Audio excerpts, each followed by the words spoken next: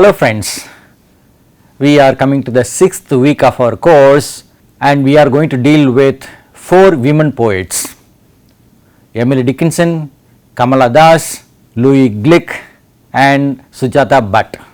The first poet that we discuss in this week is Emily Dickinson.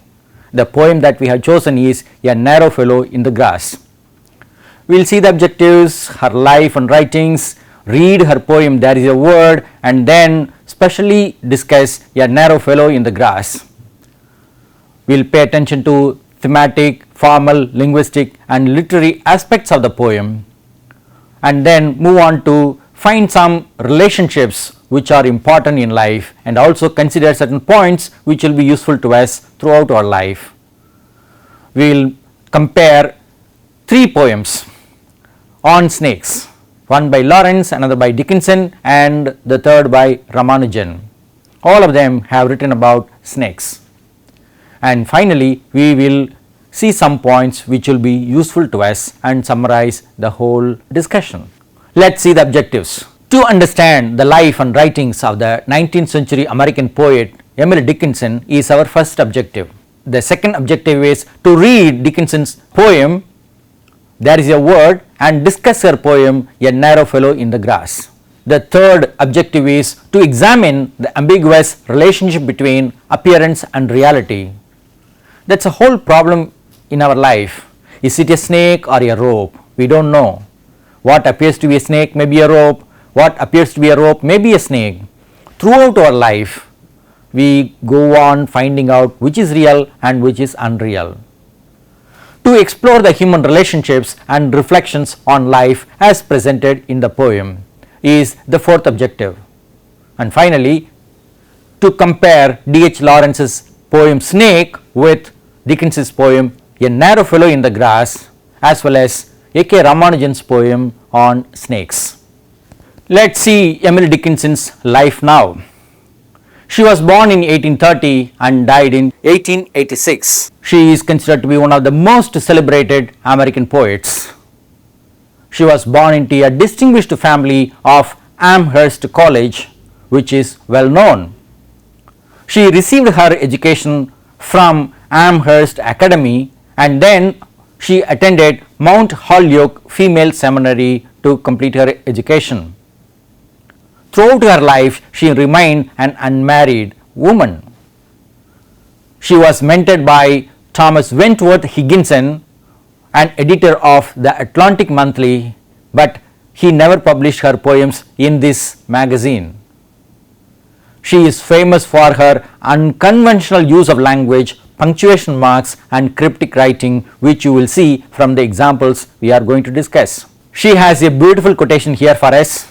I think all of you will love it and remember it throughout your life. If I can stop one heart from breaking, I shall not live in vain. The purpose of being a human being or born a human being in this world is at least to help another human being. That is the whole idea. It is worth repeating. If I can stop one heart from breaking, I shall not live in vain. Dickinson wrote primarily poems, but she did not publish them in her own lifetime. Only 10 of her poems were published during her life. The first volume of selected poems appeared in 1890 and it was edited by Mary Loomis Todd and Thomas Wentworth Higginson. The second volume of complete poems came out in 1955 and it was edited by Thomas H. Johnson. The third volume of her complete poems appeared in 1998 and it was edited by Ralph W. Franklin. From this edition, we can see the poems as they were written by Emily Dickinson. We have chosen 2 poems, one to read, another to discuss, out of the 1800 poems that she wrote throughout her life. The poem that we want to read is There is a Word, and the poem that we want to discuss in this course is A Fellow in the Grass. The second poem was first published with the title The Snake in her lifetime in a magazine called Springfield Daily Republican on February 14, 1865. First, let us read the poem There is a Word. It is about language. We are going to deal with some other poems about words. So I thought it would be good to have a poem on the word by Emily Dickinson here. Here is the first stanza. There is a word which bears a sword, can pierce an armed man. It hurls its barbed syllables and is mute again. But where it fell, the saved will tell. On patriotic day, some e-polluted brother gave his breath away. We can see that the word is imagined as a sword or a blade which can pierce even an armed man, a well protected man. And the words appear as barbed syllables. They have the power to hurt another human being. Even it can bring death. When a soldier dies, we can understand his death on the patriotic day. E-polluted means decorated with medals. Now let's go to the second stanza. Wherever ends the breathless sun, wherever roams the day, there is its noiseless onset, there is its victory. Behold the keenest marksman, the most accomplished shot, time's sublimest target is a soul forgot. We can see that wherever the sun is, wherever the day is, there is a word and there is some kind of victory for the word. There is a shot and it kills people, and time has something to give us. Time's sublimest target is a soul forgotten. We may use words, kill people, and then finally after all their contributions we may forget them. So here is an imagination of using words as bullets. We can shoot people with the words. Now we are coming to the poem that we are going to discuss, that is called A Narrow Fellow in the Grass. From the title itself you can see that there is something like a riddle, an enigma. Who is that fellow, and then who is that narrow fellow in the grass? Let's read it. A narrow fellow in the grass occasionally rides. You may have met him, did you not? His note is instant ease. The grass divides us with a comb, a spotted shaft is seen, and then it closes at your feet and opens further on. We can see the imagery here in line number 5. The grass divides with a comb as we comb our hair. Here are stanzas 3 and 4.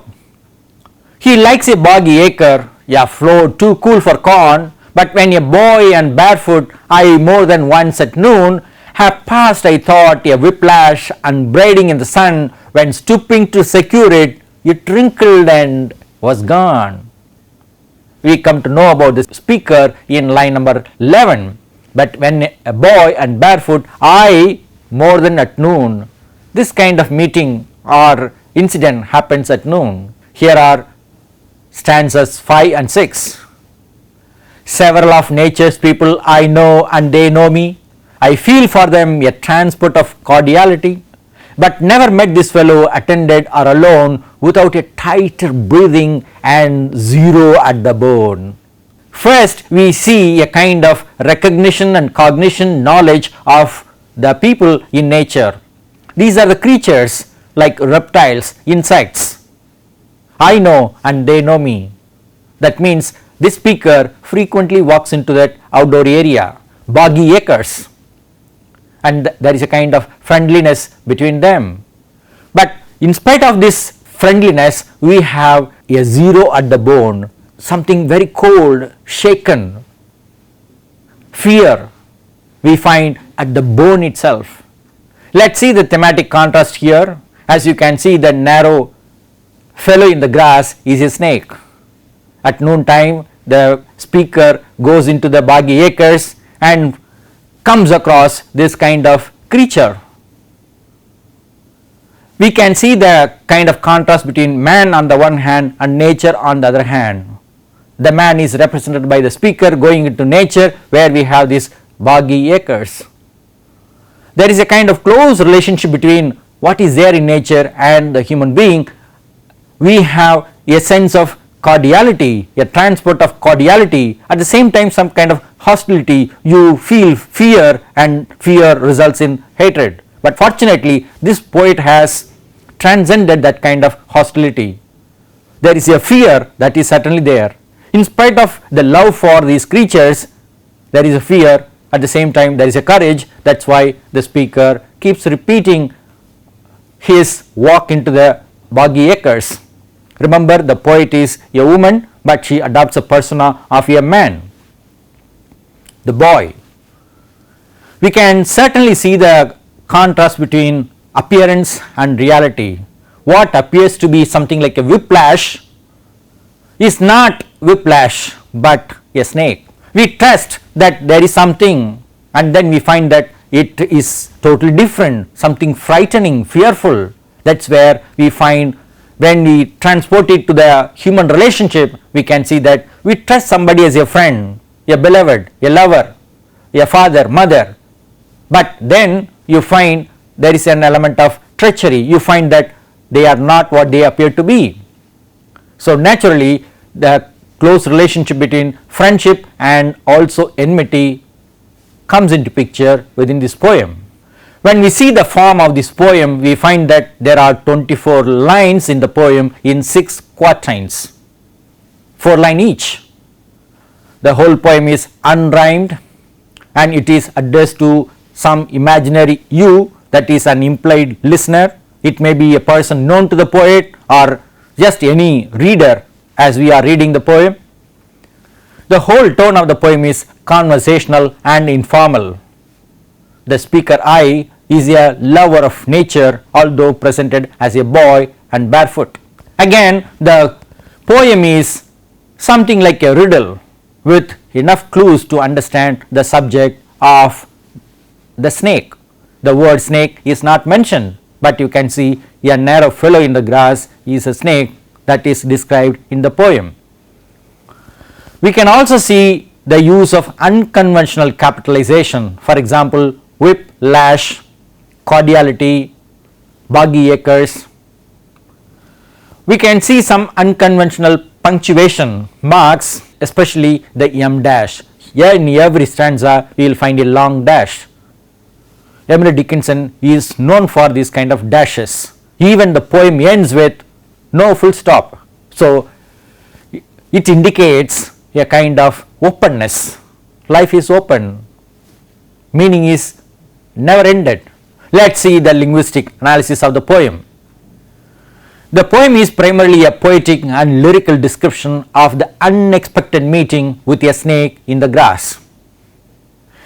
It is poetic because of the metaphorical use of language, and lyrical because of the emotional response to natural surroundings, especially the sudden meeting with the snake. Almost all lines are statements.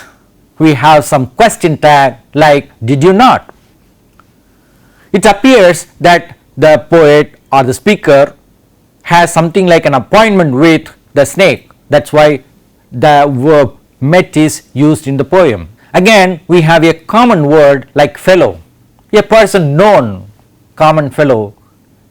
You meet him often, somebody we meet on the street. In my understanding, this boggy acre reminded me of Bob Acres in Sheridan's play The Rivals. And also we have an expression stoops to secure it, and this implies Goldsmith's play She Stoops to Conquer. Perhaps she was familiar with these plays. Let us look at the literary analysis in the poem. We have some figures of speech like personification. The snake is obviously considered a fellow, a human being, a fellow who can participate in the fellowship of humanity. We have several metaphors in the poem.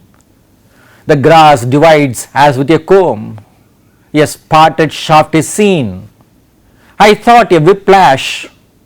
Several of nature's people I know and they know me, I feel for them a transport of cordiality.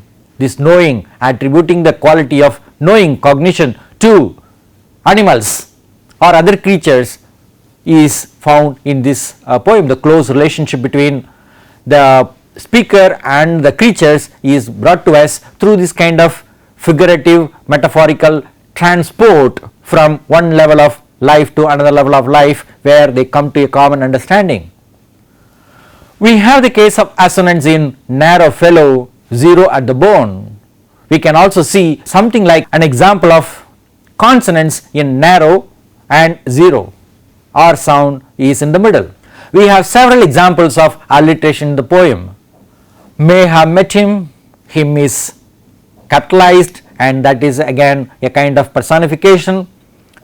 Spotted shaft is seen, a boy and a barefoot. Stooping to secure it, attended or alone. Let's see some elements of human relationships in this poem. There is a speaker who is in the natural surroundings meeting a snake.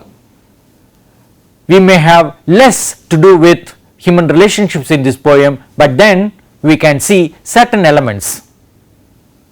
Those of you who know the biography of Dickinson would know that she always preferred to live a secluded life.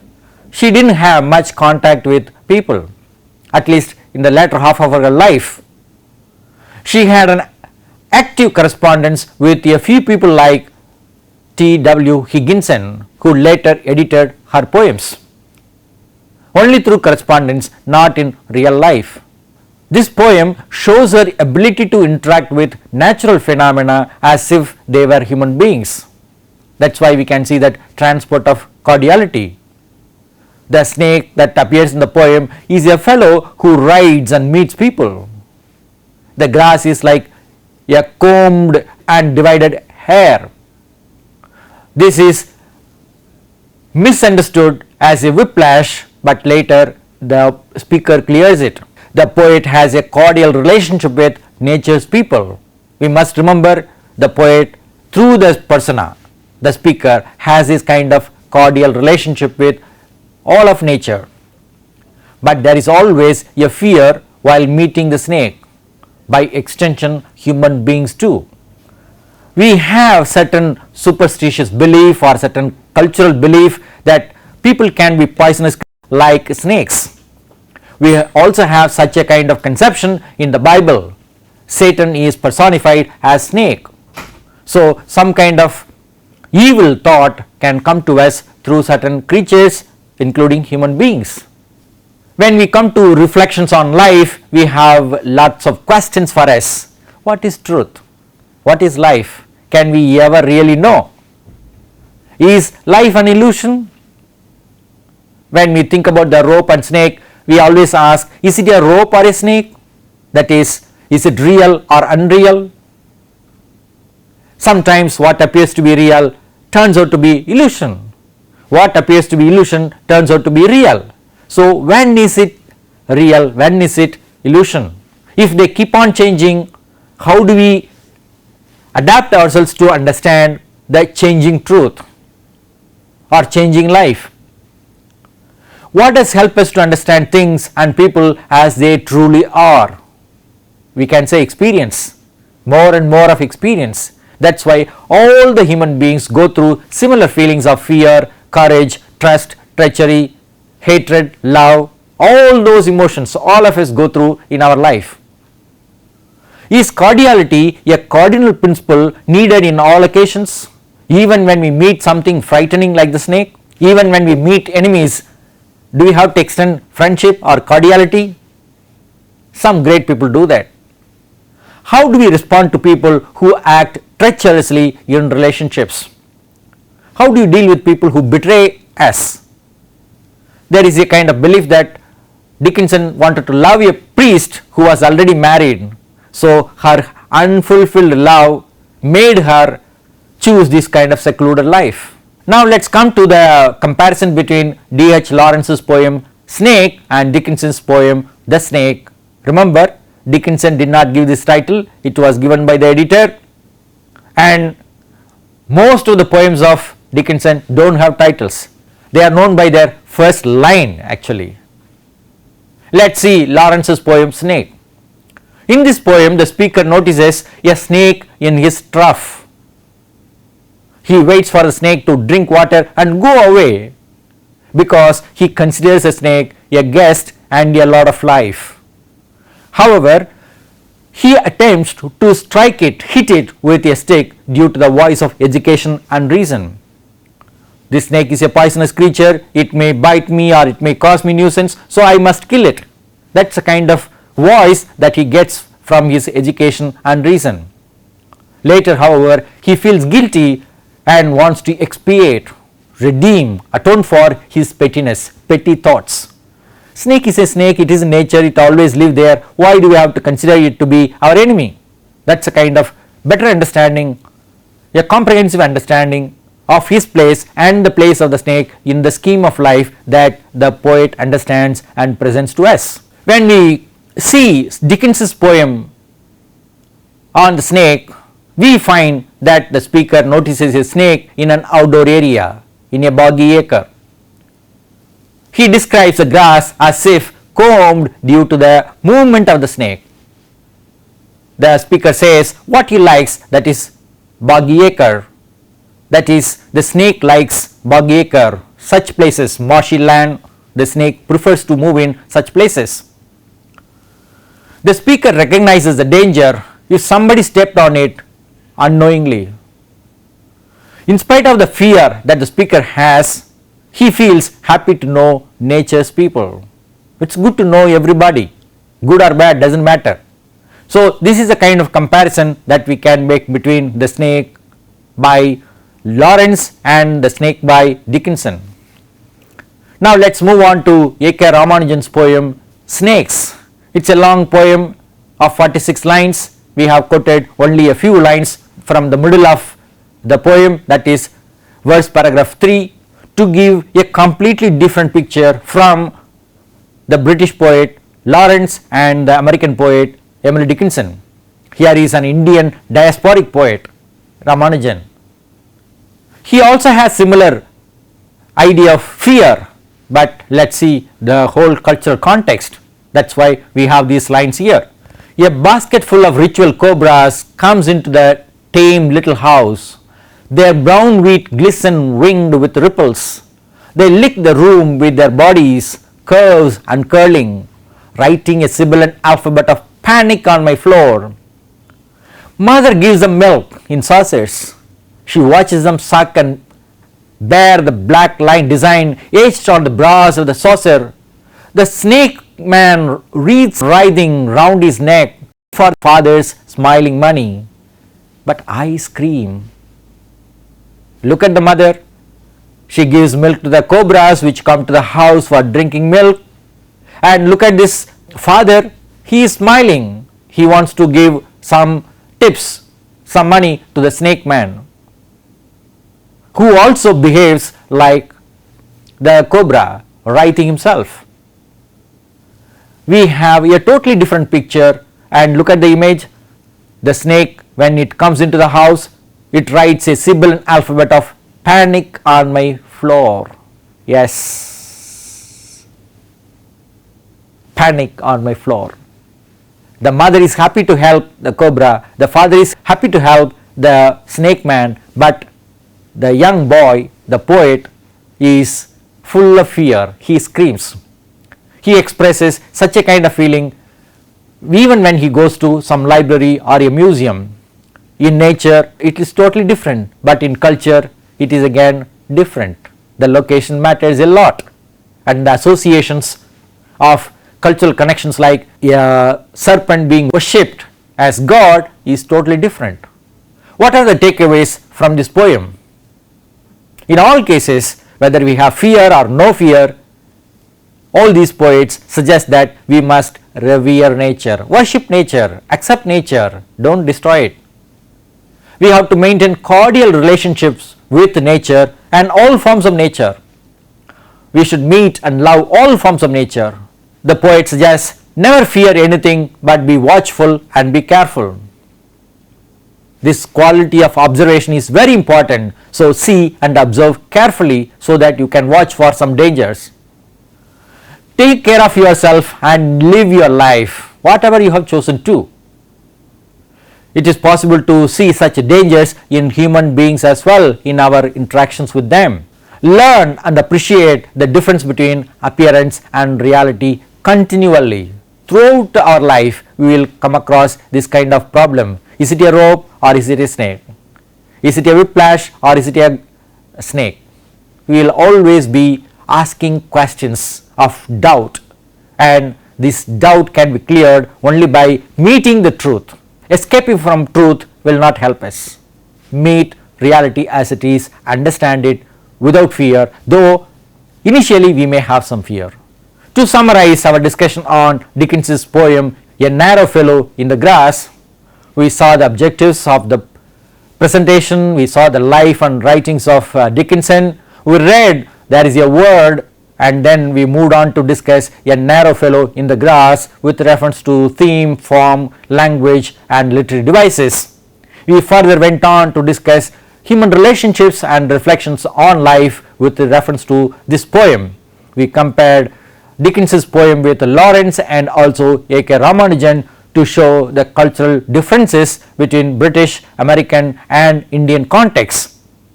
We saw certain important takeaways from this poem, that is, understand reality as it is. Fear will be there, but then don't be fully afraid. If you are always afraid, you cannot really see truth, the real life. Understand what it is. You will become stronger, you will become friendlier, you will not be afraid truly. Here are some references for you. You can read all of them or at least read one of them that we have indicated in red color. Reading a poem by Dickinson, A Psychological Approach. We mentioned that we would adopt some kind of approach to a particular poem or a text, but we are not able to do that for the sake of time, and also the audience may not be specialized in literature. So those who are interested in literature especially, they can go to this particular article and read a psychological approach to the poem. Dickinson was a lady, she was unmarried, she had so many obsessions. So the snake can be a symbol of her own female desires.